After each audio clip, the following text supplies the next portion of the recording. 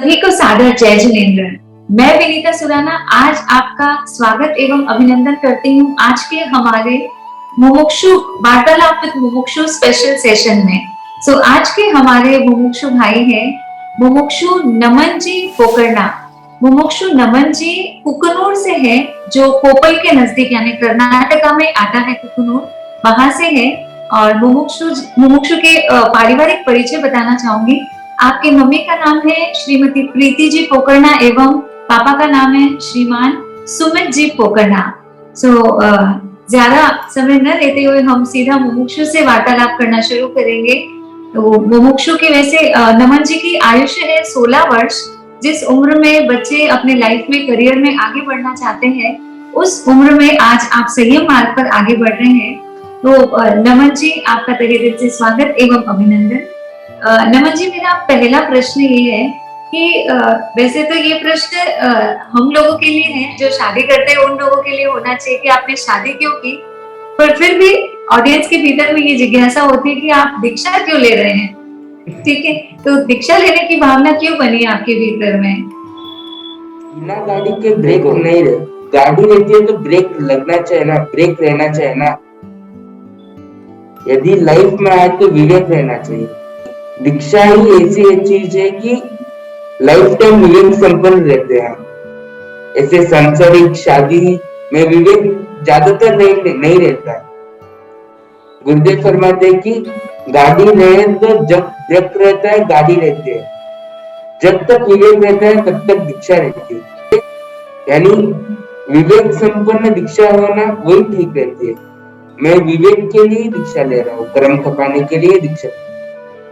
और जो शादी है सब तो हमने कितने भव भ्रमण कर चुके हैं, कितने भव तो कर लिए, पर दीक्षा तो करनी पड़ेगी ना, कर्म तो खपाने पड़ेगा ना। यदि हमारा एक गोल है कि मैं आम का फल खाऊंगा, तो बच्चा जिद करके खा लेता है, पर उसको बोलते दीक्षा लेना है तो जिद करेगा क्या? नहीं करेगा। मतलब ही इस संसार में मतलब ही बहुत है, यानी लोभी। अच्छे कार्य के लिए कुछ लोग ही आते हैं, बुरे कार्य के लिए सब लोग जाते हैं। और दीक्षा एक ऐसी चीज है जो जीवन में संतुलित रहती है, जीवन को, मन को और आत्मा को संतुलित रखती है। यानी संयम एक साधना है। जो साधना संसार में नहीं मिलती है, वह साधना संयम में मिलती है। बहुत सुंदर। तो आपने ये बताया कि विवेक ही संयम है, और विवेक संसार में नहीं रह सकता है, कम मात्रा में रह सकता है इनफैक्ट।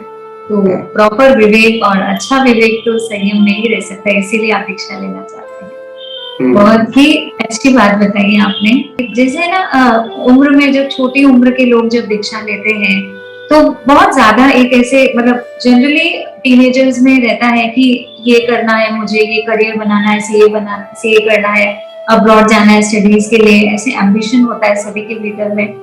तो आपने वो सब तो छोड़ दिया है और उससे आप अलग पथ पे जा रहे हैं, श्रेष्ठ पथ पर जा रहे हैं। पर कहीं आपके भीतर में भविष्य की चिंता तो नहीं है कि क्या होगा, कैसे होगा, मम्मी पापा को छोड़ रहा हूँ, परिवार को छोड़ रहा हूँ? जो संसार में रहते हैं ना, उनको ही भविष्य की चिंता रहती। वो अपना तो खुद देखते नहीं है। मैं इन लोगों से, यानी परिषद से प्रश्न पूछता हूँ, आप कितने वर्षों तक जिए? 45, 50, 55 लगभग। एक दिन तो भी आप अपनी आत्मा के वास्ते जागरूक हुए क्या? सुबह उठकर अपनी आत्मा के लिए जगे क्या? नहीं ना। हमने तो हमारे बच्चों के लिए जगे, मेरे बच्चों के लिए खाना पकाना है, मेरे बच्चों के लिए मैं पैसा कमाने जाऊंगा। पर हमारी आत्मा के लिए हमने क्या किया? Zero, nothing. ये तो हमारी क्रिया बन चुकी है। और जो दीक्षा है ना, उसमें ना भविष्य की चिंता कुछ नहीं है। यानी आपने कहा ना करियर की चिंता संसार में रहती है। जो दीक्षा है ना, सब ग्रेड है। प्रो मैक्स है, अल्ट्रा प्रो मैक्स है। वो जो अपने भीतर के अंदर देखता है ना, वही बाहर की रोशनी फैलाता है।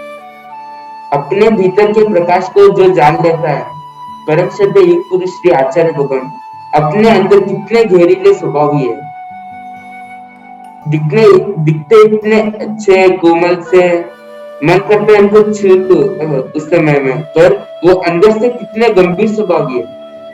और अब देखो अंदर से वो कितना ज्ञान निकाले और कितना ज्ञान बटोर रहे, कितनी उनकी ग्रेड। हम उनको ग्रेजुएटेड बोल सकते हैं क्या? वो ग्रेजुएटेड से भी ग्रेजुएटेड है। केवल ज्ञान के सामने ये संसारिक ज्ञान सागर के एक बूंद के समान है। हमें तो अभी केवल ज्ञान लगभग हो नहीं सकता, पर यदि हम कोशिश करें तो एक ना एक दिन होएगा। इस भाव में नहीं होगा तो अगले भाव में जरूर होगा। इस भाव की साधना अगले भाव में काम आएगी। यदि अच्छी तरह से एजुकेटेड होनी चाहिए तो केवल ज्ञान पाओ। अभी का इस संसार का अभी का एक ऐसा चीज है, जो लो अच्छा ब्रांडेड लो, पर लोग ये नहीं सोचते जो एजुकेशन है ना वो ब्रांडेड नहीं है। अभी केवल ज्ञान ही अच्छा ब्रांड है। वो एजुकेशन लेने के लिए हम सब मुमुक्षु जा रहे हैं। गुरुदेव की कृपा से हम सब को समझ में आ गया कि केवल ज्ञान अच्छा ग्रेजुएटेड है, ब्रांड है, कुछ भी कहो, पर केवल ज्ञान श्रेष्ठतम है। जैसे बोलते हैं सभी जंगलों में चंदन का वृक्ष नहीं मिलता है ना जी, और सभी पर्वतों में चंद्र पुष्टिका नहीं खिलती है। वैसे ही हर ज्ञान में केवल ज्ञान, हर जीव में केवल ज्ञान प्राप्त है। वही केवल ज्ञान, ये तो संसारिक पढ़े तो सब कुछ कर लेता है, या मैं हूं या आप हो, पर केवल ज्ञान करने के लिए अच्युतम साधना चाहिए, उत्तम साधना चाहिए। कर्म खपाने पड़ते हैं।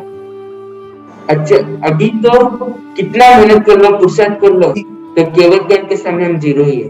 केवल ज्ञान महासन के सामने जीरो ही। बहुत बहुत अच्छा बताया। मन में समाधि संतोष समता, दिल में न मोह माया न ममता, स्मित होठों पर खुल के लहराई, अखियां अंदर की मस्त झलकाई, नंदन वंशा बन जाए जीवन, सुख के सिंधु में ले जाए सैया। पर आपके भीतर में जैसे है ना, हर बच्चे जनरली कुछ ना कुछ स्पोर्ट्स में एक्टिव रहते हैं, कुछ ना कुछ खेलते रहते हैं। जनरली बॉयज तो क्रिकेट बहुत ज्यादा शौक से खेलते हैं, और तो आप भी ऐसे कोई स्पोर्ट्स वगैरह खेलते थे? आपको मतलब जो चीज बहुत ज्यादा अच्छी लगती थी, ऐसा कुछ है? यानी संसार में था ना क्रिकेट बहुत अच्छा लगता। अच्छा, तो फिर उस क्रिकेट को आप मिस नहीं करेंगे? मतलब कभी ऐसे आप जब अभी भी मतलब छोटे ही है तो ऑब्वियसली क्रिकेट वगैरह इन दिनों में भी आपने खेला ही होगा, तो अपने बीच में क्रिकेट को लेकर के और अपने लाइफ की क्लैरिटी को लेकर के कैसे आप है ना आगे बढ़ते थे? अब मैं पहले तो खेलता था, बस खेलता था। अब मुझे लगता है कि मैं अभी हम सब सोचे, हमने तो टीवी में कई बार आईपीएल मैच देखा है ना, कितनी बार हमने चीर के, यदि प्लेयर सचिन तेंदुलकर 6 मारे, सेंचुरी लगाए, तो हम कितना हर्ष मानते हैं ना, नाचते। और कई जगह इंडिया हार जाती तो टीवी भी फोड़ देते, ऐसे लोग। पर हम यह क्रिया करते हुए हमको सालों बर्बाद हो गए, बचपन से करते आ रहे हैं। जब समझ आई तब से हम ये हर्ष मनाना, सब करना, यदि हारे तो रोना, जीते तो हंसना, ये सब करते आ रहे हैं। पर हमको मन में नहीं लगा कि मैं भी प्लेयर बनकर ग्राउंड पे उतरूं। यदि लगता ना तो दिन रात पुरुषार्थ करके तो कुछ ना कुछ हासिल कर लेते ना जी। मैं सोचता हूँ अभी कर्म की गेंद है, उसका चौका छक्का लगाना है मेरी आत्म साधना की तरह। यदि मैं अच्छी तरह से बल्लेबाजी करूंगा, अच्छी तरह से मैदान में उतरूंगा गुरु कृपा से, तो मैं करम रूपी गेंद को स्टेडियम से बाहर चौका छक्का लगाऊंगा। ये मैं भी संयम के अंदर क्रिकेट खेलूंगा, कैसे? भावों से भी नहीं, द्रव्य से भी नहीं, पर कर्म रूपी गेंद को चौका छक्का लगाकर स्टेडियम से बाहर करूंगा। कितना सुंदर चिंतन है आपका। चौकते संसार में अब भटकना नहीं है, कर्म रूपी गेंद जब आएंगे तब समता रूपी चौका छक्का लगाएंगे आप। That's great. तो वो क्रिकेट आपको रियल में आपका एक एग्जामिनेशन जैसा रहेगा। बहुत बहुत ही सुंदर जवाब दिया आपने। जैसे ना आपके इस क्षण, मतलब ये जो पीरियड रहा, आप 1 साल वैराग्य की अवधि में रहे, उसके पहले भी कुछ सालों पहले कुकनूर पधारे थे, और जैसे उसके बाद में काफी गैप हो गया था, तो उस वक्त आपने अपने आप को कैसे स्ट्रॉन्ग रखा? गुरुदेव के कोई ऐसे संदेश या कोई ऐसे प्रवचन आपको ध्यान में रहते थे, या फिर आप रेगुलर दर्शन करने जाते थे? ऐसा क्या होता था जिससे आप इतना दृढ़ रहे? जब गुरुदेव मैं 3.5 साल का था, तब गुरुदेव हमारे गांव में पधारे थे। वो दृश्य याद है बस। गुरुदेव पधार रहे थे, उन्होंने पूछा कि तू दीक्षा लेकर क्या? हाँ लेऊंगा। 3.5 साल में आपने कहा मैं दीक्षा लूंगा। हाँ जी। गुरुदेव ने कहा उसी वक्त कि यदि दीक्षा लेना है तो जागना पड़ेगा। तो मुझे समझता नहीं था, कुछ मालूम नहीं था। जागना यानी ओनली, मतलब बच्चे को क्या समझता है, स्लीप और सो और जागो, बस मैं यही समझता था। मैं द्रव्य रूपी जागना को समझता था, जागरण द्रव्य रूपी समझता था। पर थोड़ा बड़ा होता गया, गुरुदेव के सानिध्य में थोड़ा 1-1 साल में जाता था, मम्मी पर पापा लेकर दर्शन कराने के लिए जाते थे, तब मैं जाता था और पूछता था, गुरुदेव आपसी ने फरमाया था ना जागना, किस प्रकार जागना? मैं थोड़ा बड़ा हुआ तब पूछा, तो गुरुदेव ने फरमाया कि जागना हो तो ऐसे जाग कर जल्दी उठकर बैठना, वो जागना नहीं। जागना हो तो आत्मिकता से रूप में जागना, भाव से जागना। इस सेंटेंस से मेरी धर्म की प्रति उत्सुकता और बढ़ने लगी, और मैंने गुरुदेव ने इतने संदेश दे दिया कि आत्मीयता और भाव से हमें जागना चाहिए। तो मैं थोड़ी बुक्स पढ़ने लगा, स्टार्टिंग मम्मी से पूछने लगा। थोड़े संत सत्या भी हमारे गांव में आते थे, क्योंकि उधर थोड़ा आयुर्वेदिक थोड़ा ज्यादा है ना, आयुर्वेदिक की दवाइयां गोलियां सब मिलते हैं। तो शके काल में एक कल टूटते थे, तो पुष्पावती जी मार्सा भी आए थे, तब मैं भी तब लगभग 4-5 साल का होगा मैं, तब उन्होंने हिंदी सिखाने लग गए। थोड़ा प्रेरणा सब साधु संतों से मिली मेरे को, पर वो गुरुदेव की जो अंदर से जागना है ना, वो तो गुरुदेव के पास ही उत्तर लिया। और उधर कुकनूर में बहुत साधु साधु आते थे, यानी श्रद्धेय संदेश मुनि मार सभी आते थे, जो दूसरे संप्रदाय के, वो आते थे और अच्छे छोटे छोटे बातों पर डीप नॉलेज देते थे। और मुझे सचमुच में पता नहीं था कि हमारा धर्म इतना डीप है, फर्स्ट ऑफ ऑल। और मुझे सचमुच में ये भी पता नहीं था कि हमारे धर्म में क्या क्या क्रिया करनी पड़ती थी। और जब थोड़ा गांठ खुलती गई ना, तो धागा लूज पड़ता गया। मेरे दिमाग के अंदर थोड़े कर्मों के गांठ खुलते गए, तो मेरी आत्मा यानी दिमाग ज्ञानावरण क्षय होते गए, तो थोड़ा धर्म के बारे में नॉलेज लेते गया, और थोड़ा धर्म के प्रति लगाव पड़ गया ना, तो मैं कभी कभी चुरा के धर्म की बुक्स पढ़ने लग गया। अच्छा। अभी एग्जाम के टाइम में पढ़ने की शौक थी मेरे को। स्कूल की पढ़ाई तो करनी ही थी अच्छे स्कोर लाने के लिए।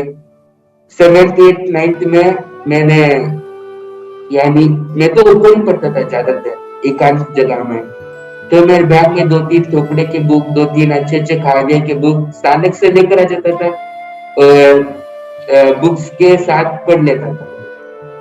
ऊपर कम ही आते हैं, मम्मी पापा बड़े पापा बड़े मम्मी कम ही आते थे, तो मैं पढ़ने लग जाता निश्चित करके। तो थोड़ा और उत्सुकता बढ़ने लग गई ना, अच्छी कहानी पढ़ता था ना, तो उत्सुकता और बढ़ने लग जाती। जैसे प्यासे को पानी मिलता है तो वो कैसे हर्ष होता है ना, वैसे ही मेरे जैसे ज्ञान के भूखे को ज्ञान मिलता है तो मैं भी थोड़ा प्रोत्साहन मिलने लगा कि दीक्षा भी एक चीज है, संयम भी एक चीज है। मैं तो सिर्फ यही बोल रहा था कि मैं दीक्षा लूंगा, पर अभी मालूम पड़ रहा है कि दीक्षा क्या चीज। एक बहुत अच्छी बात आपने जो बताई है, जो मैं रिपीट करना चाहूंगी, कुक्कुनूर में आयुर्वेदिक सेंटर्स बहुत सारे हैं, जिस कारण से चिकित्सा के लिए अन्य सभी संप्रदाय से संत सती आदि पधारते हैं। तो वो बात तो हाँ जी, उधर आयुर्वेदिक की हर मेडिसिन मिलती है, आयुर्वेद की हर मेडिसिन अवेलेबल है। काफी संत सती वहां पधारते हैं और पूरा एक शेष काल वहां पर रुकते हैं। तो उसमें एक बहुत अच्छी बात जो नमन जी करते थे, आई थिंक वो आपके जीवन में बहुत बड़ा संबल बना। बहुत ही अच्छी बात है जो हम सबको अनुकरणीय, हम सबके लिए भी। वो वहां पर हर रोज शाम को अपनी स्कूल की पढ़ाई करने के बाद में शाम को 7 साढ़े 7 बजे जाते, रात भर मतलब शाम की रात की सेवा आदि करते, ज्ञान आदि सीखते, चर्चा करते, और उसके साथ सुबह हमारे सबको गोचरी करवा करके 8:30 बजे वापस घर जाते हैं। और लगभग नमन जी ये सिलसिला कई वर्षों तक चलता रहा। इज इट जी? जब मासा संत पदार्थ तो ऐसा ही करता था। सत्या जी पदार्थ तो रात में तो ले जाता था, दिन में तो एक नियम था, मैं और मेरा छोटा भाई कभी भी यदि सत्या रहते तो जल्दी स्कूल आके बैग खोल करके ड्रेस कपड़े पहन करके मैं और मेरा छोटा भाई दर्शन करने के लिए, पुचका लेने के लिए जाते साइकिल पर। धन्य आपके माता पिता को क्या संस्कार दिए हैं, जहाँ पर बच्चे मतलब स्कूल से आते ही टायर्ड हो जाते हैं, रेस्ट लेना चाहते हैं। और उससे भी बड़ी बात है, इतने छोटे गांव में, मतलब कुकुनूर में सिर्फ 25 घर ही है, इतने छोटे गांव में, इतने ऐसे शहर में रहते हुए भी आपके भीतर में जो वो वैराग्य का बीज था, वो निरंतर संत सतियों की सेवा करने से पुष्ट हुआ, which is really amazing. I think ये शिक्षा हम सबके लिए बहुत ज्यादा उपयोगी है, जो नमन जी ने अपने जीवन में प्रैक्टिकली इम्प्लीमेंट किया है। सो नमन जी, ये पूछना चाहूंगी कि है ना, आज्ञा लेने में आपको कोई डिफिकल्टी हुई होगी डेफिनेटली, क्योंकि आप एक तो छोटी उम्र के हैं और माता पिता ने एग्जामिनेशन भी लिए ही होगा, ऐसा नहीं है कि एकदम से आज्ञा भी दे दी होगी, और आप जॉइंट फैमिली में भी बिलोंग करते हैं, तो पूरा संपन्न इतना बड़ा परिवार है आपका। मतलब आपने कैसे मनाया होगा सभी को कि नहीं यही श्रेष्ठ और मुझे बढ़ना है? जी। पहले तो हमारे घर में कोई दीक्षा तो मेरी ही पहली हो रही है, किसी की भी दीक्षा नहीं है। हमारे घर में तो चार्टेड अकाउंटेंट तो बहुत है, डॉक्टर बहुत है, इंजीनियर्स बहुत है, बिजनेस पर्सन भी बहुत है, पर दीक्षा की एक साधु की एक कमी थी, वो मैं पूरा करने जा रहा हूँ। और फर्स्ट में तो डर था कि जो बड़े बड़े दादू सा है ना, वो फुल यानी प्रेशर करेंगे कि मत आजा आज्ञा नहीं दूंगा। मैंने जब विजयनगर चौमासे में गया था तो बोला था कि घर से ही बोला था, आज 10th की एग्जाम कंप्लीट कर ली तो 15 मिनट्स घर में ही रुका था, बस 15 मिनट रुक करके सीधा रवाना हो गया था ट्रेन के लिए रुके। फिर चौमासे के दिन इधर विजयनगर आया था, तो बस घर वालों को बोला था 2-3 दिन मम्मी पापा के साथ गुरुदेव के दर्शन करूंगा, आ जाऊंगा। तो बड़ा पापा ने बोला था कि तू जल्दी आ जाना, तेरे कॉलेज किधर लगाना है वो मैं एक बार देख लूंगा। तो 3-4 दिन मैंने, मम्मी पापा तो चले गए, अभी मम्मी थी उधर, मम्मी और मामा थे। मम्मी मामा 2-3 दिन और रुके, 2-3 दिन और रुके, ऐसे मम्मी मामा को भी भेज दिया। तो बोला कि और 15-10 दिन में आ जाऊंगा। ऐसे करते करते करते संवत्सरी तक रुक गया, और संवत्सरी के बाद दीपावली तक रुक गया, और दीपावली के बाद बोल दिया कि यदि मैं तो अभी आऊंगा नहीं, यदि आप आना तो सब परिवार से इधर आ जाओ मेरे को भी। तो बड़े पापा का लाडला था, पापा का लाडला था, तो वो सब ने क्या किया, सब परिवार से मेरे को मिलने विजयनगर आओ। तो फर्स्ट मिलने सब रोने लग गए मेरे को। तो रोते रोते तो संभल नहीं सकते ना। गुरुदेव फरमाते हैं दुख के वक्त जो डिसीजन लेते हैं ना वो डिसीजन नहीं रहता, और सुख के समय जो आज्ञा हम ऑर्डर देते हैं ना वो ऑर्डर नहीं रहता। एक गुरुदेव की 2 लाइन उस वक्त मुझे याद आ गई, तो मैंने बोला कि रो रहे तो रोने दो, बाद में नाश्ते के बाद में आराम से समझा दूंगा। तो नाश्ता करके आ गए, तो व्याख्यान में ही गुरुदेव ने बोल दिया है कि एक बार चेतावनी दे देती है परिवार वालों को कि आज नमन के परिवार वाले देखेंगे क्या बात होगी, क्या बोलेंगे परिवार वाले, संभावना हो सकती है। तो ठीक है, गुरुदेव ने कह दिया। तो मैंने सोचा सबको ऐसे बात कर रहा था, रोने लगे, तो मैंने वो समझाने लगा। वे थोड़ी देर में समझ नहीं पा रहे थे, यदि एक जन चुप हो रहा तो दूसरे जन आए। मिनिमम 18-20 मेंबर्स थे, और 20 मेंबर्स को संभालने के लिए गुरु कृपा चाहिए।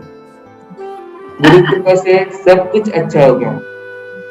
यानी वो लोग पूछ रहे थे तू इतना छोटा है, तुझे भूख भी सहन नहीं होती थी, मेरे को पहले भूख भी सहन नहीं होती थी, अब कैसे करेगा तू? तो मैंने कहा अभी तो कर रहा था ना मैं मेरा के काम में, एक दिन कोर्स से एक दिन पढ़ना, एक दिन कोर्स से एक दिन पढ़ना, तो भूख ऑटोमेटिकली कंट्रोल हो गई।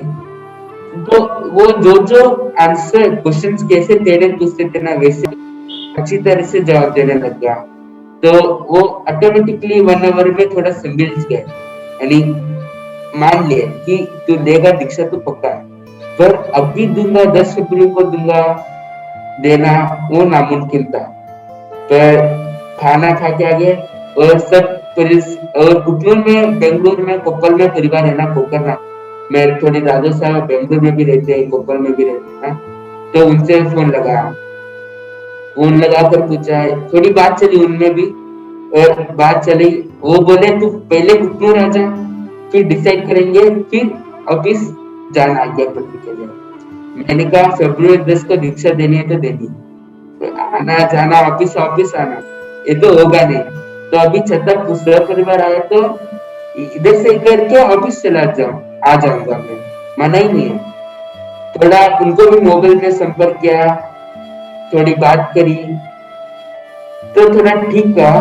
और मोह रहता है ना, मोह की गांठ है ना दिल से कभी नहीं छूटती, चाहे माँ बाप हो या चाहे गुरु और शिष्य हो। जैसे गुरु और शिष्य में महावीर स्वामी और गौतम स्वामी, और माँ बाप के अंदर हर माँ बाप अपने अंग जात को कितना प्रिय मानते हैं, पर वो जो अंग जात रहता है ना अभी के जमाने में, वो माँ बाप को प्रिय तुल्य लगाता नहीं।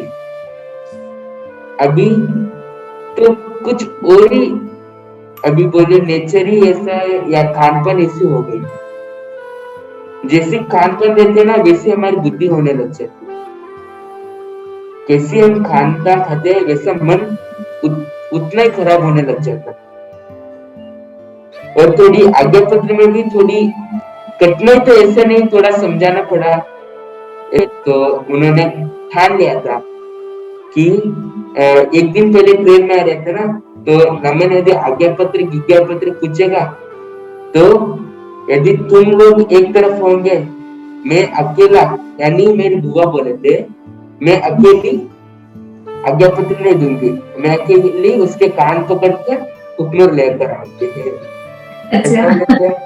तो उनको समझाने में थोड़ी देरी हुई, बाकी सब तो गुरु कृपा से समझ गए। मैं जो कुछ भी अभी तक गुरु कृपा से, बस और कुछ नहीं, मेरे नॉलेज की नहीं, कुछ गुरु कृपा से। कहते हैं ना जहाँ चाह है वहाँ जरूर राह निकल जाती है। तो जो स्ट्रॉन्ग डिटर्मिनेशन, उत्साह, दृढ़ मनोबल, वो सब आपका सार्थक रहा जब आप इतने दृढ़ और मजबूत रहे संयम को लेकर के। खूब खूब अनुमोदन नमन जी। सभी के जीवन में कुछ ना कुछ चमत्कार होते हैं, या कुछ ना कुछ ऐसे ना प्राइसलेस मोमेंट्स होते हैं, जो मोमेंट्स हम सबको हमेशा याद रहते हैं। तो ऐसा कुछ आपके साथ ऐसे कोई बेस्ट मोमेंट्स हुए इस वैराग्य काल के अंदर जो आप हम सबके साथ शेयर करना चाहते हैं? वैराग्य काल के अंदर तो अनगिनत है, पता ही नहीं सकते। मेरे को लगता है कि गुरुदेव जो फरमाते हैं ना उसमें 32 के 32 अगम 14 पुरु का ज्ञान मैं ये मान के चलता जो मुझे डेंगू हो गया था यानी वैराग्य काल में, तो परिस्थिति इतनी बिगड़ गई थी, एक दिन तो मैं उठ ही नहीं पा रहा था, इतनी पाँव दुखने लग गए, फुल वीकनेस थी। तो वो दिन तो चला गया। तो थोड़ी संघ ने थोड़ा मदद किया, मेडिसिन डॉक्टर को दिखाना वो सब करने लग गए, थोड़ा रिकवरीमेंट होने लग गया। कभी कभी मैं सोता, उस दिन तो गुरुदेव खुद ही पधारे थे दर्शन देने को। मैंने कहा बंदे आप इतना तकलीफ मत लो, मैं तो ठीक हो गई। गुरुदेव ने हंसते हंसते कहा तू ठीक हो जाएगा जल्दी। रिकवरमेंट स्टार्ट होने लग गया था, तो इतना सीवियर हो गया था कि प्लेटलेट सब डाउन होने लग गए। तो मम्मी का फोन आया, तो इतने दिन से फोन ही नहीं लगा रहा है, क्या कर रहा है, कैसे चल रहा है तेरी स्टडीज। तो मम्मी को मालूम पड़ जाता है ना, हमारी बोली में तो मालूम पड़ जाता है उनको। माँ का दिल थोड़ा कोमल ही रहता है, सब माँ का दिल। उन्होंने कहा 2-3 बार फटकारा मेरे को, क्या हुआ तेरे को, सच सच बता, क्या हुआ तेरे को, सच सच बता। मैंने 2 बार तो बोला मम्मी मैं सब गुरु कृपा से ठीक हूँ। तो मम्मी ने बोला कि तेरी आवाज में कुछ प्रॉब्लम लग रही है। तो मैंने कहा नहीं मम्मी ऐसे डेंगू हो गया, तब मैं ठीक हूँ। तो मम्मी ने कहा नहीं मैं अभी पक्का ट्रेन में फ्लाइट लेकर आ रही हूँ। तो मैंने कहा मम्मी नहीं अभी कुछ बताओ, मैं एक बार गुरुदेव से पूछूंगा तब आना। तो गुरुदेव ने साफ साफ इनकार कर दिया मम्मी को आने के लिए। तब मैंने पहचाना कि माँ के बिना माँ के बिना मैं रह सकता हूँ। यानी पहले तो मालूम पड़ गया था, पर ऐसे सीवियर कंडीशंस, डेंगू कंडीशन में मुझे मालूम पड़ गया कि मैं माँ के बिना रह सकता हूँ। कब? जब गुरु के साथ हूँ, गुरु का हाथ होना तब रह सकता हूँ। और एक पॉइंट बोलते हैं ना, जो राह पर बुलाते हैं ना वही हमारा हाथ पकड़कर उस राह पर चलाता है। अभी गुरुदेव बुलाए हैं तो हमको वही तो चलना सिखाएंगे, आगे का हम क्यों डरना चाहिए। मैं इस मेंटेलिटी से रहने लगा और थोड़ा रिकवरमेंट होने लगा। गुरुदेव अपने दर्शन देने आ रहे थे, थोड़ा चलने में थोड़ी गुरु कृपा से थोड़ी पावर आ गई, तो मैं चलने लगा, गुरुदेव के दर्शन करने लग गया। 1-1 घंटे में 1-1 बार, 2-2 घंटे में 1-1 बार जाने लग गया। तो अच्छा खासा फील होने लग गया। तो गुरु की दृष्टि से मेरी जो भी दरिद्रता थी ना, दरिद्रता सब नष्ट हो गई। एक चमत्कार है वो, आप मानोगे दवाई तो ली मैंने, पर दवाई से नष्ट हुई। पर मैं मानता हूँ दवाई से भी कितनी नष्ट होती थी ना, वो 2-3 दिन रिकवरी लेने के लिए लगते थे, पर गुरु की दृष्टि से मैं जल्दी हो, मैं 4-5-6 दिनों में मेरा पूरा डेंगू रिकवर हो गया। 5 दिन। ये तो बहुत बड़ा चमत्कार रहा। और जब मतलब टफ शिप होती है तब रियल में व्यक्ति की जो एग्जामिनेशन होती है और वो जब पास हो जाते हैं तो तब लगता है कि रियल में एग्जाम में पास हो गए। वैसी वाली सिचुएशन रही नमन जी।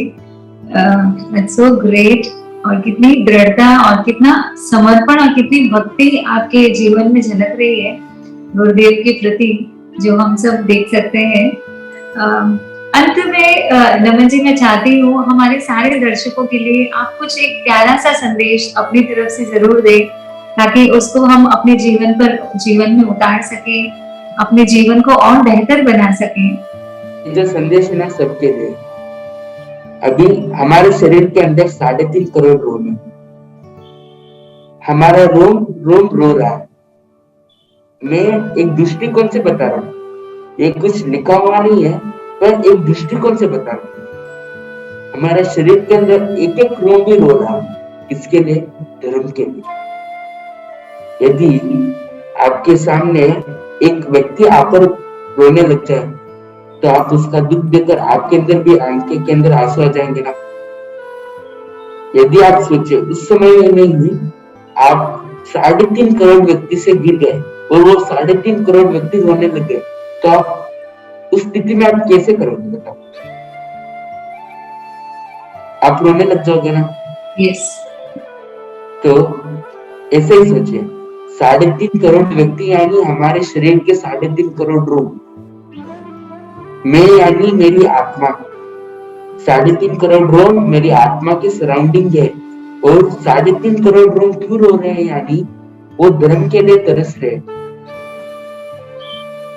यदि हम अच्छे माँ बाप है तो हमारी अंगजात या हृदय के टुकड़े को महापुरुषों के पास भेजे।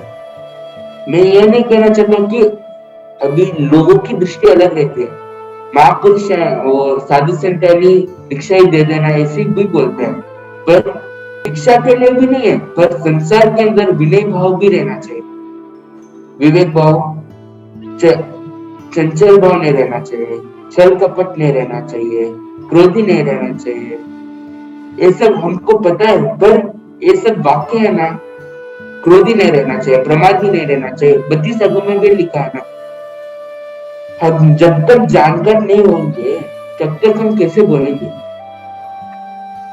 बिना जानकारी के तो कोई व्यक्ति बोल देंगे ए साधु से ऐसा करेंगे, मत जा। यदि आप अपने अंग जात को चाहते हो, आप अपने हृदय के टुकड़े को अच्छा बनाना चाहते हो, तो गुरु चरणों में सौंप दो। सौंपना यानी दीक्षा लेना नहीं है, अलग तरह से थोड़ा सीखना है, मेंटालिटी पावर बड़ी करनी है। मैं आपको एक बात बताना चाहता हूँ, अभी कुछ जगह है ना, अभी बोर हो जाते हैं लोग, बस लैपटॉप, बस मोबाइल से बोर हो जाते हैं ना। 1 दिन का कोर्स रहता है स्पिरिचुअलिटी, बस नो मोबाइल नो लैपटॉप, बस स्पिरिचुअल स्पिरिचुअल स्पिरिचुअल। मैं तो ये नहीं कह रहा मोबाइल छोड़ दो 8 दिन के लिए, बस 48 मिनट्स आप अपनी आत्मा के लिए गुरु चरणों में सौंप दो ना, क्या जाएगा? 1 घंटे में बस 2 मिनट सौंपना है, 24/2 क्या है? 48, बस 48 मिनट्स आप अपना चिंतन करो, आप अपने अंग जात का चिंतन करो। माँ बाप उनका, उन बच्चों का 3.5 करोड़ रोम रो रहा है, वो बच्चे तो समझेंगे नहीं फर्स्ट स्टार्टिंग, मेरे एज के बच्चे यानी मेरे से छोटे एज के बच्चे तो समझेंगे नहीं धर्म क्या है, वो बोलेंगे 3.5 करोड़ रोम रो रहा है ना, तो माँ बाप समझो और बच्चों को सीखने के लिए भेजो। और माँ बाप को भी समझना चाहिए कि हम जो कर्तव्य करेंगे, हम जो क्रिया करेंगे ना, वही बच्चे सीखेंगे। यदि कुछ कुछ जगह वो ये भी हो सकती है कि वहां पर साधु संत का आगमन नहीं हो, तो माँ बाप खुद अपने बच्चों को सिखा सकते हैं। मैं मेरी मम्मी को एक ग्रेट मानता हूँ, यानी कितनी भी काम हो, पर मेरी मम्मी 15 मिनट्स तो मेरे लिए देती, 15 मिनट्स दिन में 10 या 15 मिनट्स तो मेरे लिए निकाल देते। कभी मैं जल्दी सो गया ना, मम्मी काम अपना निपटा लिया, जॉइंट फैमिली थी ना, काम तो बहुत होता, तो काम निपटा कर मुझे उठाती थी, मैं चलो तुझे अच्छी अच्छी बातें सुनाती हूँ, 15-10 मिनट्स वो समझाती थी। मैं इसीलिए तो इस स्थान पर खड़ा हूँ अभी तक। तो माँ बाप का हाथ अलग ही होता है और गुरु का हाथ अलग ही होता है। अभी माँ बाप का हाथ है ना, वो परफॉर्मेंसिंग रहता है बच्चों के लिए। जो माँ बाप का हाथ रहता है ना, वही परफॉर्मेंस कराता है बच्चों को। और जब तक हम माँ बाप बोलेंगे नहीं तब तक बच्चे करेंगे नहीं, यही सिंपल है। बच्चे के लिए माँ बाप फर्स्ट थिंग है ना, मोबाइल नहीं देना। हमारी एक एग्जांपल देता हूं आप सबको कि जैसे हमारा शरीर है ना, खाने पीने के लिए भूखा रहता, आत्मा भी शुभ पुद्गल ग्रहण करने के लिए भूखी रहती। हम जितना शुभ पुद्गल ग्रहण करेंगे ना, उतनी हमारी आत्मा को संतुष्टि मिलेगी। मैं मेरी एक अनुभव व्यक्त करता बताना चाहता हूँ। मैं अभी चौमासे में, विजयनगर चौमासे में था, गुरु के शुभ पुद्गल मेरे में आए, मैं हर्षित होता था, मेरे आत्मा प्रफुल्लित होती थी। और जैसे मैं घर में एंट्री करा, आज्ञा पत्र होकर के, वही क्राउड, वही हंसना, वही रोना, वही करना, ये सब सम्मिलित फर्स्ट 15 डेज समय आज से होने लगा। फिर बाद में थोड़ा एटमॉस्फेयर चेंज होने लग गया, तो थोड़ा धीरे धीरे होने, हमारी आत्मा शुभ पुद्गल की भूखी रहती है। जब तक हमारी आत्मा को शुभ पुद्गल नहीं मिलता, तब तक हमारी आत्मा तड़पती रहती है। जैसे आपको मैं रेगिस्तान में छोड़ दिया, मैंने रेगिस्तान में छोड़ दिया, 3 दिन आपने कुछ, आपके पास जो जो पैक था ना वो 3 दिन में कंप्लीट कर लिया आपने, और 1 मंथ रहना आपको, तो 27 डेज आप कैसे निकाल रेगिस्तान में? नो वाटर, नो फूड, कैसे निकालोगे? कठिन है ना। जी। तो वैसे है ना, कठिन है। हमारी आत्मा को मैं इस एग्जाम्पल से जोड़ना चाहता हूँ। मैं ये 27 डेज तो हमारे शरीर के लिए बोला, पर आत्मा के लिए कितने भो हो गए, कितने डेज हो गए हम हमारे आत्मा के लिए कुछ भी खाने पीने के लिए दान नहीं दे। यदि हम हमारी आत्मा के लिए डालते ना, तो हमारी आत्मा इतनी प्रसन्नता रहती है, हमारे शरीर पर इतनी झलक रहती है कि वाह। और शुभ गुरु का प्रताप हर समय रहता है। तो बोलते हैं पहले जमाने के लोग कैसे रहते थे, कैसे काम करते थे, इतने उनको स्ट्रॉन्ग कैसे था। मैं कहना चाहता हूँ शुभ पुद्गल का भी एक हाथ है इसमें। पहले जमाने के लोग कितने स्ट्रॉन्ग थे, कितने बुद्धिशाली थे। शुभ पुद्गल का प्रताप और अपने कर्मों का प्रताप। हम जब तक शुभ पुद्गल ढूंढने के लिए, बस हमारे दिमाग में ये फिट होना चाहिए कि शुभ पुद्गल एक सोना है जो खोजने के लिए हम जा रहे हैं, उसको खोजना ही खोजना है। शुभ पुद्गल लेना ही लेना हर बच्चों के। शुभ पुद्गल है ना फैला हुआ है। शुभ पुद्गल है क्या? गुरु की ऊर्जा, महापुरुषों की ऊर्जा ही शुभ पुद्गल है। वो कितने शुभ है पता है आपको? बहुत शुभ महापुरुष रहते हैं। महापुरुष की ऊर्जा इस ब्रह्मांड में विस्फोट हुई है। वह ऊर्जा प्राप्त करने के लिए, वह शुभ पुद्गल प्राप्त करने के लिए हमारी आत्मा तरसती है। हम अभी तक तो तरसा दे, पर उसके ऊपर थोड़ा रहम करना चाहिए हमको कि जाने दो, हमारी आत्मा इतनी तरस रहे ना, तो जाने दो। अब एक दिन में नहीं, एक समय तो करूंगा, 48 मिनट तो गुरु चरणों में उतरूंगा, शुभ पुद्गल लूंगा, ये सब करूंगा। और सप्त कुवैसे जैनी यानी कौन होते हैं? जैनी जो सप्त कुवैसन का त्याग करता है वह जैनी। अभी बड़े बड़े सिटी में जैनी तो जाने दो, अलग अलग ही कर्तव्य करने लग गए। मैं यह कहना चाहता हूँ जैनी कौन है? जैनी इस संसार के अंदर उत्तम जाति का धर्म है, और वो धर्म मिलना ही अत्यंत दुर्लभ है। और मैं आप सबसे ये कहना चाहता हूँ कि जैनी है ना, सप्त कुवैसन का त्याग करते, वही जैनी हो सकते हैं जो सप्त कुवैसन का त्याग करते हैं। चाहे वो श्रावक हो, चाहे वो साधु। साधु तो सप्त कुवैसन करते नहीं, पर श्रावकों के लिए महत्व है। जो सप्त कुवैसन नहीं करते उनके लिए धन्यवाद। जो सप्त कुवैसन करते हैं ना, वो कैसे अशुभ पुद्गल ग्रहण करते हैं ना, अपनी आत्मा को वो गटर के अंदर नहला रहे। यदि आप सब गटर के अंदर स्विमिंग पूल है, उसके अंदर गटर का पानी भर दिया, तो आप सब नहाओगे क्या? नहीं ना। तो वैसे ही हम अशुभ पुद्गल, अशुभ खान पान, अशुभ पीना, अशुभ खेलना, वो सब करने लग गए, तो हमारी आत्मा को भी बहुत त्रास होता है। बहुत बहुत ही सार गर्भित बातें और इतना सुंदर चिंतन आपने बताया है। इम्पोर्टेंट चीज जो फोकस करने के लिए एज ए पेरेंट्स और एज ए यंगस्टर सभी के लिए, हम ऑडियंस के लिए भी है, जो चीज आपने बताई कि ना हर माता पिता को कम से कम 15 मिनट अपने बच्चों को हर रोज देना चाहिए। बिकॉज बाहर की दुनिया में जब वो परफॉर्मेंस करेगा तब उसका जीवन झलकेगा। तो वो परफॉर्मेंस बनाने का यानी स्ट्रॉन्ग बनाने का कार्य होता है पेरेंट्स का, और स्पेशली मदर्स का। जो आज की युवा पीढ़ी है उनके लिए तो खासकर और ज्यादा इम्पोर्टेंट हो चुका है, बिकॉज आधुनिकता इतनी ज्यादा हावी हो चुकी है सभी के जीवन में। बहुत गहरी बात बताई, और आपने जो शुभ पुद्गलों की बात बताई हेमंत जी, वो भी अपने आप में बहुत ही अनुकरणीय है। क्योंकि महापुरुषों का आशीर्वाद जब तक हमारे ऊपर नहीं रहे, उनकी छत्र छाया हम पर नहीं रहे, तो बहुत ही इजी हो जाता है इन व्यसनों का सेवन जीवन में बढ़ना। तो इन शॉर्ट में भले ही आप 16 साल के हैं, लेकिन मैं कह सकती हूँ कि रिवर्स में 61 इयर्स का जो एक अनुभव एक व्यक्ति को हो सकता है, वो सारा अनुभव आपने इतनी छोटी उम्र में प्राप्त किया है।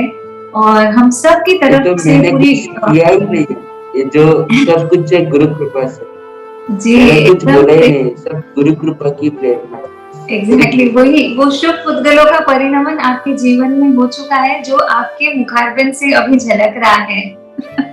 तो बहुत अनुमोदनीय है। हम सब की तरफ से, हमारी पूरी फैमिली की तरफ से आप सब, आपको विशेष रूप से खूब खूब खूब अनुमोदना। और जिस सत्कार्य के लिए आप आगे बढ़ रहे हैं, उस सत्कार्य को आप शीघ्र पूर्ण करें। इस भाव में आराधक भाव को, आराधक पने को प्राप्त करें, अपने उच्च शिखर को आप प्राप्त करें। इसी प्रकार की मंगल कामना, मंगल भावना तक दिल से आपको नमन जी। और जिन आज्ञा विरुद्ध अगर एक भी वचन कहने में हो तो बारंबार मिच्छामि दुक्कडम मुमुक्षु नमन जी की तो क्षमा इच्छा। जी जी, थैंक यू सो मच। और जिस प्रकार आप मुमुक्षु नमन जी पोकरना का अभी आप वीडियो देख रहे हैं, ऐसे हमारे चैनल पर कई सारे वार्तालाप विद मुमुक्षु के नाम से कई वीडियोस हैं। तो आप जरूर हमारे चैनल को सब्सक्राइब करें, बेल आइकन को क्लिक करें, इसी प्रकार के और ढेरों वीडियोस को देखने के लिए और हमारे साथ बने रहने के लिए तहे दिल से धन्यवाद। सभी को सादर जय जिनेंद्र।